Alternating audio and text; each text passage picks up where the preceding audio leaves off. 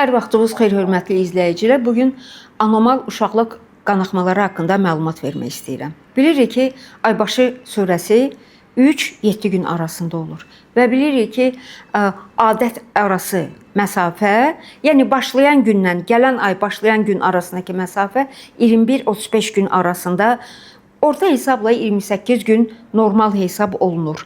Əgər qadında aybaşı uzanarsa, əgər çox gür gələrsə və aybaşı arası məsafədə az da olsa və yaxud çox miqdarda da olsa qanama varsa, bu anormal uşaqlıq qanaxmasına sübutdur. Səbəbləri nədir? Birinci növbədə hamiləlik, ikinci ektopik hamiləlik, üçüncü bunlar pozularsa qadında hamiləlik pozulur deyə qanaxma başlayır, ona görə müalicəsi var.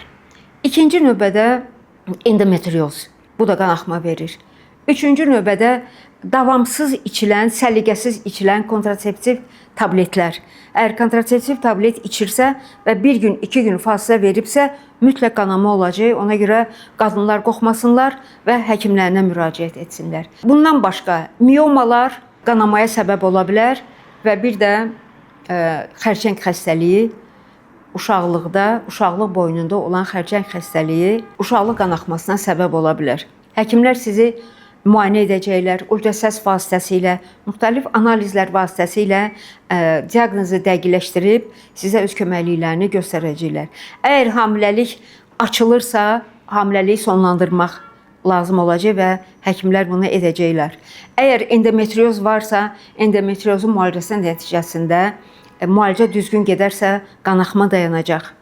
Əgər polip və yaxud hiperplaziya varsa, yenə də bunun müalicəsi var. Həm dərman vasitəsilə, həm də vakuum aspirasiya vasitəsilə. Bu da dayanır. Və miomalar. Miomaların da müalicəsi var, əziz izləyicilər. Həm müxtəlif həblər, həm uşaqlıq daxili xüsusi spirallar vasitəsilə miomalar qanamadan azad olur. Yəni, mioma yerində qalsa da qanama olmur. Lakin əgər xərçəng xəstəliyi təyin olunubsa, bunda müalicəsi var. Cərrahi yolla və yaxud da ki, başqa yollarla ginekoloqların və onkoloqların bircə səyi nəticəsində bunu da qarşısına almaq olar.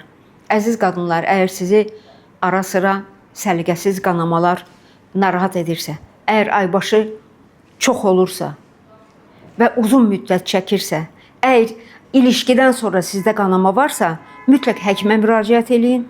Yetər ki, vaxtında müraciət edəsiniz, həkimlər sizə yardım göstərsinlər və siz qanamadan azad olasınız.